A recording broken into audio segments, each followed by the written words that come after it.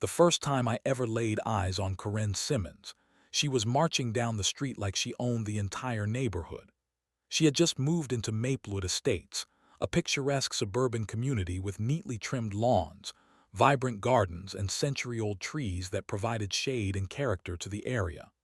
My own house, sitting proudly 3 doors down from hers, was my pride and joy, especially the massive, century-old oak tree in my backyard. It had been there long before I moved in, and as far as I was concerned, it would stand long after I was gone. The tree provided shade in the summer, a home for birds, and a sense of peace whenever I sat outside. But Corinne, she saw it as a problem. From the very first week, everyone knew Corinne was trouble. She wasn't just any HOA member. She had somehow wormed her way into the HOA board, appointing herself as the unofficial enforcer of the neighborhood rules. She walked around with a clipboard, noting violations that no one had ever heard of. Within days, she had reported 3 neighbors, one for leaving their garbage visible from the street, even though trash pickup was the next morning, another for a basketball hoop that had been there for over a decade, and a third for having wind chimes that she deemed excessively noisy. The thing was, none of these were actual HOA violations. Corinne was just making up rules as she went along, trying to exert control over the neighborhood. At first, I figured if I kept my property immaculate, she'd leave me alone. I took pride in my home, not because of HOA rules, but because I genuinely loved it. My yard was always well maintained, my hedges neatly trimmed, and my driveway clear. I wasn't interested in neighborhood drama, but that didn't matter to Corinne, because she had her sights set on something much bigger. It all started with a letter. One morning, I found an official-looking notice in my mailbox, bearing the HOA logo. It was a violation notice, stating that my oak tree was in violation of a newly enforced bylaw, something about trees over 35 feet being a hazard. The letter, of course, was signed by Corinne Simmons, with a signature so large it took up half the page. Confused, I pulled out my HOA rulebook, which I had read thoroughly when I moved in. There was no such bylaw. This was Corinne, making up yet another rule to get her way. That afternoon, I caught her standing outside my house, staring up at my tree with her arms crossed. She wasn't admiring its beauty. She was calculating. I stepped outside. "Corinne, is there a problem?" She turned to me with a plastic smile. "Oh, hi, Michael. Yes, actually, your tree, it's a serious liability. I took measurements myself. It's well over 45 feet tall.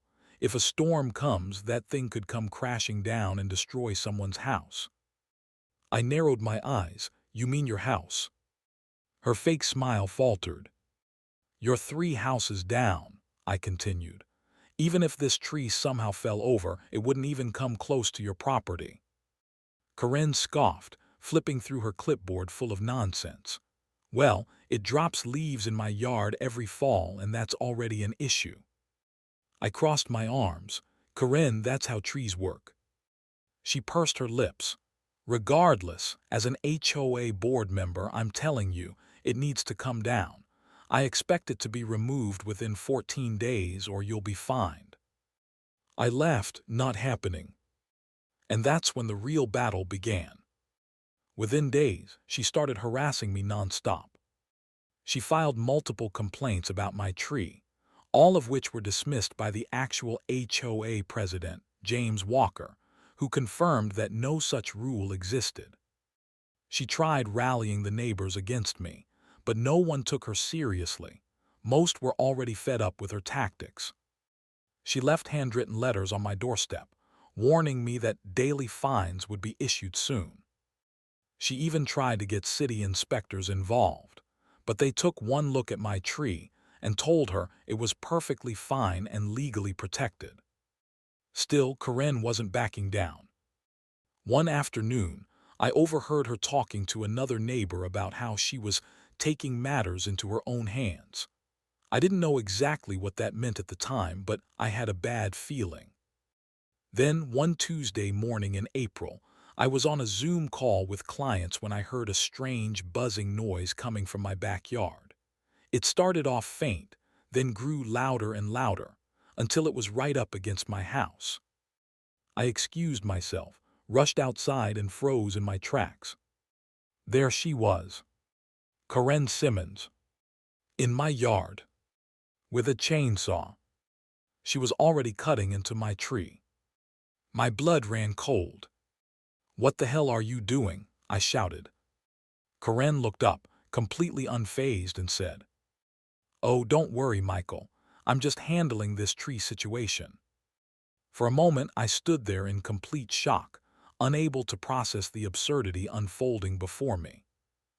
Simmons, my self-proclaimed HOA dictator of a neighbor, was standing in my backyard, wielding a chainsaw, hacking away at my beloved century-old oak tree as if she had every right to do so. The audacity, the absolute, unhinged madness of it all. I stormed forward, my pulse hammering in my ears. "Karen, get away from my tree now." She didn't even flinch.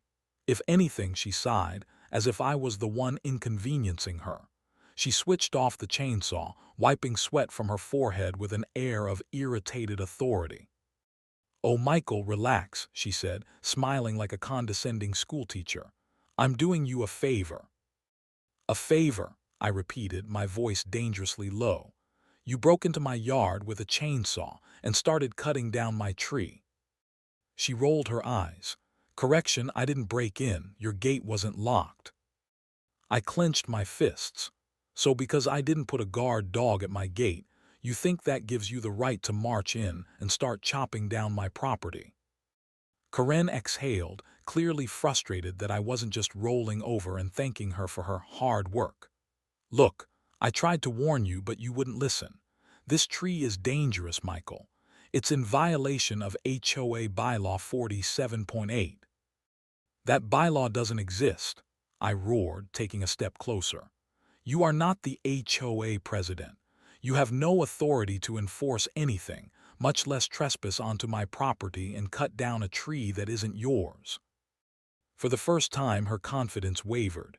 It was subtle, a slight twitch at the corner of her mouth, a brief flicker of doubt in her sharp blue eyes, but then she doubled down. "I am acting in the best interest of this community," she declared, gripping the chainsaw handle again. "And this tree will be removed today, whether you like it or not." Then, to my absolute horror, she fired up the chainsaw again. That was it. I whipped out my phone, my hands shaking with rage as I dialed 911. "You are trespassing on my property, committing destruction of property, and if you don't stop right now, you're going to be explaining all of this to the police." That got her attention. She hesitated, her grip tightening on the chainsaw. "You're really going to waste the police's time over this?" she scoffed. "Watch me," I snapped. For a long, tense moment, we stared at each other, the chainsaw idling between us. My heart pounded, my mind racing through worst-case scenarios. Would she actually try to swing that thing at me? Would she go through with it and bring the whole tree down before the cops arrived? Finally, she let out a huff and shut off the saw. "Fine," she spat, "but you just made a big mistake." With that, she gathered her things and stormed off, her blonde bob bouncing with every angry step. I didn't waste a second. I snapped dozens of pictures of the damage, sent them to my lawyer, and filed a police report immediately. The officers arrived within the hour, took my statement, and assured me that they would be paying Karen a visit. But despite their warnings, despite the legal trouble she was clearly walking into, I knew Karen wasn't done. She had that look, the look of someone who refused to lose. And I was right. 3 days later, the storm that changed everything. 3 days passed, 3 uneasy, silent days. Karen hadn't confronted me, hadn't sent any more violation notices, hadn't even been spotted outside her house. Too quiet. And quiet, when it came to someone like Karen, was dangerous. Then on Friday night, a violent storm rolled in. It started as a drizzle in the afternoon, but by nightfall, The wind howled through the trees, rattling windows and sending garbage cans tumbling down the street. Thunder rumbled, lightning split the sky, and the rain came pouring down in sheets. I sat inside, watching the storm rage outside my window, hoping my poor oak tree, already wounded from Corinne's attack, would withstand the brutal winds. It had been standing strong for over a century, but I knew one bad storm could change everything. Then around midnight I heard it. A sickening crack. Not from my yard. From Corinne's. I jumped up, rushing to the window. Through the rain, I could barely make out the massive silhouette of Corinne's own tree, a towering, dead pine she had refused to remove, starting to lean dangerously in the wind. Oh my God! It was going to fall. And it was going to fall straight onto her house. Crash! The impact was deafening. The entire neighborhood lit up with porch lights as the sound of splintering wood and collapsing debris echoed through the streets. I ran outside just in time to see Corinne's house, her freshly remodeled, overpriced suburban fortress, completely caved in on one side. Her dead pine tree had finally given up the ghost, and in the most poetic twist of irony, it had crashed down directly onto her own roof. I wasn't the only one witnessing the divine karma in action. Neighbors gathered outside, gasping and murmuring in shock. Some had their phones out, snapping pictures, while others just stood in stunned silence, shaking their heads. Then out of the wreckage, Corinne emerged.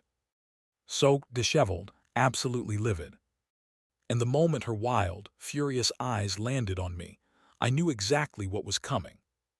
"This is your fault," she screamed. I blinked. My fault. "Corinne," I said, barely keeping my composure. "I was in my house, minding my own business. How exactly do you think I made your tree fall on your house?" She was breathing heavily, her face twisted in fury. "You reported my tree, didn't you? You called the city and they poisoned it or something. You wanted this to happen. This is revenge." At that, my neighbor Elena, one of the many people Corinne had tormented, stepped forward, crossing her arms. "Corinne," she said dryly, "that tree has been dead for 2 years. It was bound to fall. You just ignored all the warnings." Corinne whipped around to face her. "Shut up, you don't know anything." "Oh, I know plenty," Elena shot back. "Like how you've spent the past few months harassing Michael over his tree, a tree that's still standing, by the way." "That did it." Corinne lost it. She pointed at me, shaking with rage. "You think you've won? This isn't over. You'll pay for this, Michael. Mark MYWORDS. But deep down, we all knew. Corinne had already lost. Corinne's house was a disaster zone. The fallen pine tree had crushed a significant portion of her roof, leaving gaping holes in the structure, shattered windows, and splintered wood everywhere. The torrential rain had no mercy on the exposed interior, flooding the rooms she had spent months obsessively remodeling. Emergency responders arrived within minutes, their flashing lights casting eerie red and blue glows against the wreckage. A team of firefighters moved in quickly, assessing the structural damage, while paramedics made sure Corinne wasn't physically injured. But it wasn't her body that had taken the hit, it was her pride. I stood with the other neighbors, watching the surreal scene unfold, while Corinne paced angrily in her soaked nightgown, barking at anyone who came near her. She wasn't grateful for the help. She wasn't relieved to be safe. No. She was looking for someone to blame. And as expected, her furious glare landed on me. "This is your fault," she shrieked, pointing an accusatory finger in my direction. By this point, I was too exhausted to deal with her insanity. I shook my head, letting out a short laugh. "Corinne, I don't control storms or gravity. Your tree fell because you ignored every warning that it was a hazard. That's on you." That only infuriated her more. "Don't act innocent," she screamed. "You've been out to get me since I moved in. First, You refused to cut down your disgusting tree, and now you've somehow orchestrated this entire thing." Elena, my sharp-tongued neighbor, folded her arms beside me. "So, Michael has the power to control the weather now. That's new." A few other neighbors snickered, shaking their heads. Even the firefighters were exchanging looks, trying to suppress their own amusement at Corinne's lunacy. But she wasn't laughing. She was breathing heavily, her fists clenched, completely unraveling in front of everyone. And then she did something that truly sealed her fate. She marched up to one of the firefighters and demanded that they remove my tree instead. "That's the real problem," she yelled, jabbing a finger in the air toward my oak tree, which stood completely untouched despite the storm's wrath. The firefighter, a burly man with graying temples, stared at her like she just suggested they bulldoze the entire neighborhood. "Ma'am," he said slowly, "we're here because your tree destroyed your house. That tree," he gestured toward mine, "is still standing because it's healthy and not a hazard." Corinne's face twisted with frustration. "You people are useless," she spat, spinning around and stomping toward her wrecked house. "I'll take care of this myself." Corinne's last stand, and her ultimate downfall. The next morning, the full extent of the damage became clear. Corinne's house was practically unlivable. The fallen tree had destroyed a support beam, leaving half the structure compromised. The rain had soaked through the floors, and mold would start forming within days. But instead of accepting reality, Corinne doubled down. She refused to leave the house, despite multiple warnings from city inspectors. She refused to acknowledge fault, despite half the neighborhood witnessing the storm do what she had tried and failed to do to my tree. And worst of all, she wasn't done with me yet. Because later that night, at exactly 2:00 a.m., my security cameras caught her sneaking into my yard with a chainsaw. Caught in the act, the arrest. It started with the eerie hum of an engine. The moment I heard it, my stomach dropped. I scrambled out of bed, rushed to my monitor setup, and clicked on my security feed. And there she was. Corinne Simmons, soaked from the earlier rain, gripping a chainsaw, standing at the base of my tree. Her expression, dead serious. She was actually going through with it. My hands moved on instinct. I grabbed my phone, dialed 911 and whispered, "She's here. She's trying to finish what she started." The dispatcher took less than a second to respond. "Units are on their way. Stay inside and don't engage." But I was already moving. I had to see this with my own eyes. By the time I reached the back door, the scene outside had escalated. Corinne was revving the chainsaw, teeth gritted, ready to saw straight through the trunk. That's when I heard the sirens. The flashing lights cut through the darkness like a spotlight in a horror movie. 3 police cars skidded to a stop in front of my house. Officers poured out, flashlights cutting through the yard. "Drop the chainsaw." Corinne spun around, wide-eyed, the chainsaw still roaring in her hands. For a second, just a brief, terrifying second, I thought she'd swing it. But she wasn't that insane. At least not yet. Slowly, she powered it down and let it drop to the grass. "Hands where we can see them." She obeyed, lifting her shaking hands in the air, her face a mask of shock. It was over. Corinne Simmons was arrested on the spot. The aftermath, justice, and a new beginning. Corinne faced felony charges for criminal trespassing, destruction of property, and attempted vandalism. Between my security footage, the police reports, and her previous HOA violations, the case against her was airtight.